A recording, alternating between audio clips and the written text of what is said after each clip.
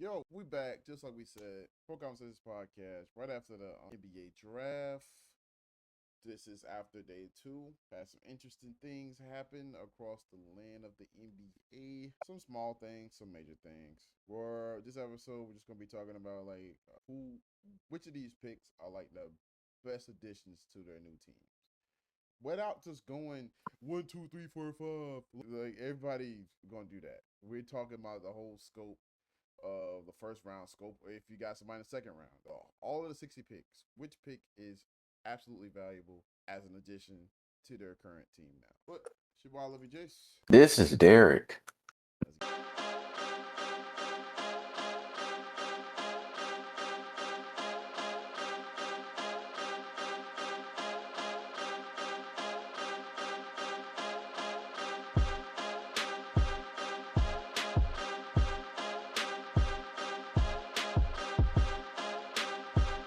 Yep. So we're gonna start with Derek. We're gonna let Derek roll off his five. We'll roll off my five, and then we're gonna talk about a few of the trades that happened after the big bomb in Miami, and we'll go to some little theories, and then we'll have a more in-depth free agency episode later on this weekend. It'll be a very special episode, being that we're coming up on our 1 year of us doing this, man. It's not a 1 year for Derek yet. It's coming up. But it's been a 1 year for the pod, for the channel. It's definitely been a year. And it's definitely been, boy, it's been a wild ride. I've had people tell me that they didn't think I was going to do this consistently. They thought I was going to give up on it and stop doing it. And I did not stop. I literally have been dropping every fucking week. Today we're doing that. I would have been half dead if he was posting every day. Literally every week. Nah, every day is insane. When we first started out, we definitely was dropping like 3, 4 a week. Like we had kept it up. And some of them we recorded in like the same day and was like rolling them bitches off. Cause especially when free agency gets going, you gonna see, bro. You gonna see. Because you actually gonna be recording with us now instead of just looking at us send this shit to the chat. You actually gonna be in it. So you gonna see how it was. It was insane. Man, our first episode, Kobe broke into jumped in and was like, Drew Holiday just got traded to the like in the middle of it, because it was so much shit going on, and we was just talking about how the Celtics didn't have money at the time, and like how Porzingis or Drew Holiday was gonna get traded just for both of them to wind up getting traded, like right after that. So it was insane. But yeah, man, like I said, we're gonna get back on topic, talk about this draft, and then we'll get into all that. Okay, let's start off with this. Congrats to y'all for making it for a year. Glad y'all survived. Hopefully y'all live a little bit longer, bro. This nigga That's all. Shoot. To the draft, I looked real quick. I was like, at first I was gonna do top five. I'm like, nah, someone not as interesting. So I'm gonna keep it at this. AJ, Darren Peterson, Caleb Wilson, because that's my team. Ade Mara, I don't know if that's pronounced right. And that's it is their sake up. But with AJ and the Wizards, it's definitely an interesting situation because you got to projected the lineup. He's definitely going to be at the three, barring any injury, accident, incident, disaster. Then you got AD at the four. I can't remember who will be at the five. SAR. You have Alex SAR at the five. The two, I want to say is Trey Johnson, and they got a solid. Saw a couple of reserves in guards and swings with Bub Carrington and Bilal Koulibaly. I feel like as one, he definitely adds the athletics. He brings a lot athleticism to them. I I'm not 100% like on the capabilities of what Brian Keefe can do as the Wizards coach. So I'm just gonna put trust in that he can develop the necessary tools as AJ transitions into the pros. But with who they have now, knowing how Trae Young is on defense, I can see him being like a solid person on defense, being able to move back and forth and back such. I've so far I've heard he's not that well. Well, not I won't say not that well, but his 3-pointing needs a bit more polish. But inside arc, he's very good. So and even then, I wouldn't say that's the biggest of worries when you got niggas like AD and Trae Young and Trey Johnson. So if you need somebody like hit mid, it sounds or just take it to the whole. AJ's your guy. I never see him being like a huge on the pick and roll with AD or with Trey. I was like, yeah, there's a lot of capabilities you can do with that team. With Peterson, a lot of stuff I kept hearing about was like basically there's not really a lot when it comes to like success with him without the ball in his hands. Because like I said, like he was like really the main guy when he was on the court. So, and it was like since he's gonna be with the Jazz, he's gonna be splitting that ball handling duties with Keontae George, and you also got Isaiah Collier in that backcourt. So that would definitely be something that like either mind off him. That bro, when actually I don't know what's wrong with them. That's the thing with these goddamn reports I keep seeing back and forth about Darren Peterson. I don't know like the negatives for real. Like I say, like hey bro, he can play defense. He can knock down a shot anywhere. Solid 3-level scorer. I want to say the comparison they had with him was Jamal Murray. I think that was Acuff. With Peterson, they were saying like shit, like any All Star you could think, any All Star guard you could think of. I was like, well, shit, he sounds like the dude. Yeah, but yeah, so far it sounds like he has the highest ceiling. So we didn't really get to see a whole lot with the front court with Triple J and everybody. So that would definitely be a lot, and especially we get to see the second season of Ace Bailey. So that will definitely be something very much looking forward to see. Who's being reported to be coming off the bench, by the way, which is insane. But hey, don't know what the plan is there. Hey, if he can either be a star or he can be Manu Ginobili. If at the end of the day he's gonna be Manu Ginobili, I could be fine with that. But yeah, it's very early in his career, so I'm not gonna trip too much on it at the moment. So I could definitely see him like taking a jump though. But yeah. So yeah, all eyes on this team, especially offensive wise. I really looking forward to see how he is paired with Keontae George. Then I got Ali Mar from OKC solely because they call him the Wemby stopper. I'm not going to give him that title because that's hella pressure for a motherfucking getting drafted. Hey, bro, you're going to be stopping Wemby, the defensive player of the year, the 7'6" phenom, who everybody loves playing as 2K because that's just OP as fuck. You know, all that stuff. Yeah, we're going to trust you to stop him. All right, now go. Like, come on, bro. Like, nigga just got drafted, bro. Like, relax. With this pick, I definitely see that as like the moving on from Hartenstein. Mm-hmm. So that's definitely something. Now, would he be starting? I don't think so. I could definitely see him as a solid reserve pick, like like not like Nas is with Rudy. So, I mean, yeah, but same thing for that. But that'd be something to like look forward to, especially with you got solid distribution on the court with Shea. You got AJ. J-Dub's gonna be coming back fully healthy next season, of course, and would also like to see I definitely think coach is gonna have like tryouts and lineups with him and Chet on the court. See how that goes. But yeah, I think he's a solid pickup for them. We got Caleb Wilson with the Bulls. I really like that pick. Definitely the most no brainer. I'll say he did have an issue like where he had to miss the tournament with injury, but you should be healthy by the time say the summer league starts. He, his is a bit like almost similar to AJ with his whole offensive game. This is more tricky because our roster is right now. I can't really project the starting lineup at the moment, but because I could see him be at the 3 or 4. How I'm picturing right now. I don't know who's going to be like the full backcourt. I just know Giddy's going to be there. Claxton's going to be at the 5. I want to see maybe Caleb and Matas in that starting lineup. It's that 5th spot. I don't know because a lot of people on our rosters in a gray area, but I definitely see him like being. I'm not going to be these people who be honest. Like, hey man, we have Chicago has a good track record when it comes to drafting. That niggas from North Carolina and also niggas named Caleb. Like, all right, bro, like calm down. I'm like with Mr. Wemby stopper I talked about previously. I'm not going to put that much pressure on him, dog. We in a rebuild right now. Time, buddies, ever getting his feet wet, bro. And so yeah, he's definitely going to be a really good piece, especially with Matas and Giddy.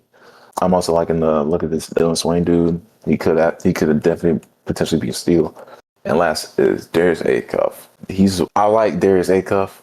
I really do. The problem is the team he got drafted by. I'm not a fan of the Kings. wow, bro. Off rip, he's 100% going to be like he's 100% going to be like they point guard. It's just Sacramento's not a good spot. I'm glad and barring like they like ship everybody off by the season. I'm glad the situation right now. I'm glad he's like with hella like veterans and all that stuff. Like he can learn from DeMar, learn from Sabonis, all that stuff. It's just like it's just a weird. It's just a weird place they're in.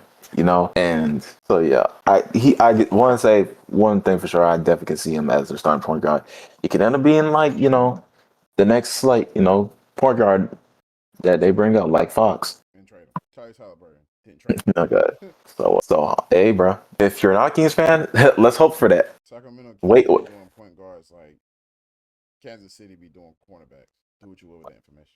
I that's my five prospects to like look at. There's also some key like honorable mentions like Keen Wagler. Morris Johnson is a very big question mark for me. I'm not gonna lie. Mikael Brown is also weird because of remembering who all the Nets drafted last year. But yeah, there's a lot of upside to this draft class for sure. So yeah, next we'll be moving on to Jace with his five. All right, first on my list, you already mentioned it. The OKC, Ademar. I got him because Wimby obviously, but OKC is trying to put themselves in position to go ahead and combat the financial situation they're already in. We already seen that with the trade of Aaron Wiggins, them basically already talking about Isaiah Joe, the eventual Isaiah Hartenstein. All of that's about to happen. They're going ahead and get in front of it, going to get a 7-3 guy who just won the national championship. Why wouldn't they get him? Who's also a major defensive presence. You basically line yourself up to not only be competitive against Wembanyama, but also the duo that just teamed up in Miami and multiple teams across the league. That paint presence is going to be crazy. So that's what I got. Cameron Carr to the LA Lakers. Did not expect it to happen. Nobody expected it to happen. And Twitter exploded as soon as that deal went down.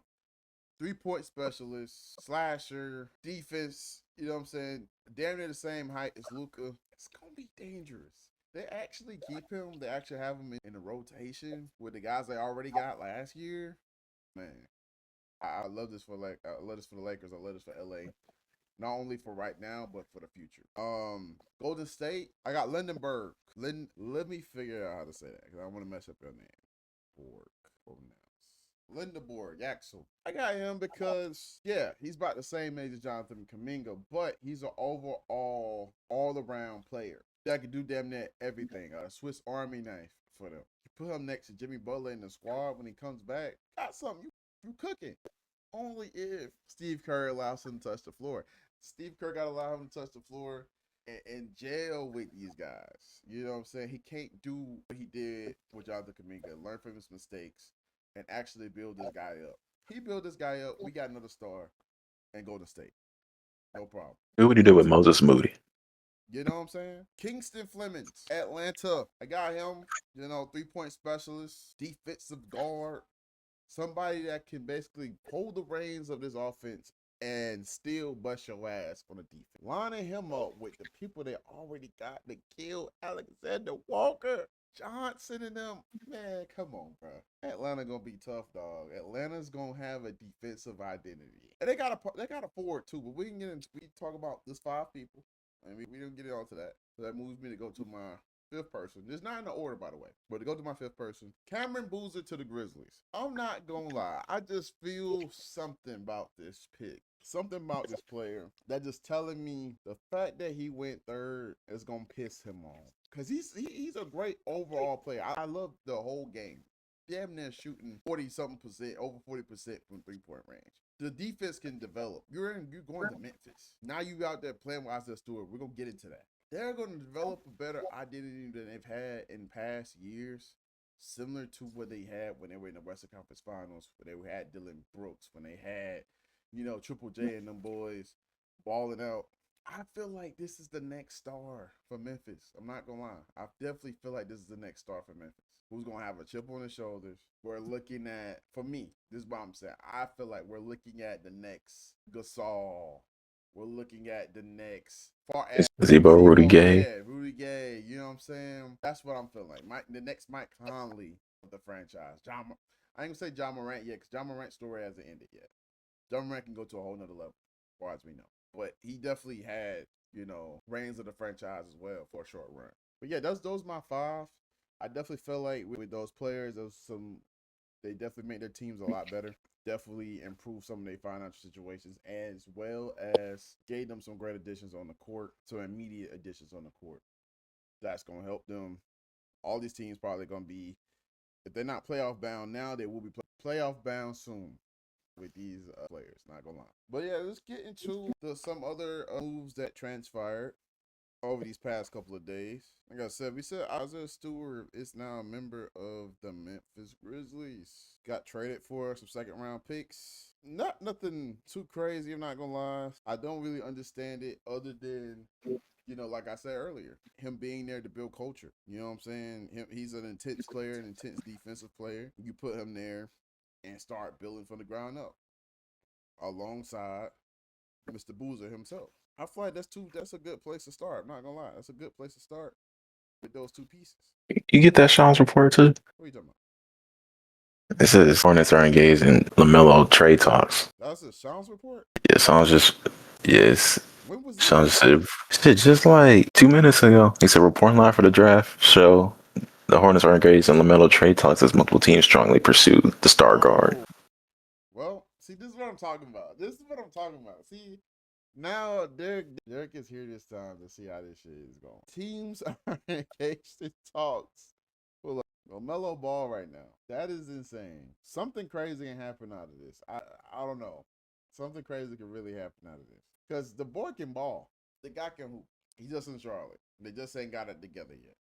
They be seeing how it looked for stretches throughout the season when they're all on the same accord. We seen it in the play-in. They have two cases, like three, where they were like close, where they were in the play-in at least. Shit went horrible. Went completely horrible for them. This was the closest they've been since the Kimba era. And them boys sold like crazy. When I tell you, I never looked so wrong. If there was anything I was like 100% sure on, mind you, I also thought Detroit was going to sweep the Magic. I didn't even see Magic in the fucking playoffs. That's why I said that, because I thought the fucking Hornets was going to do it. Did you see how ass Orlando looked like when they played against Philadelphia? And how good, smooth how the Hornets beat the Miami Heat? I was like, all right, these boys is hungry. Shit the bed. I said, well, damn. They got to do something now. We got a fire, bro. They finally got a winning record, bro.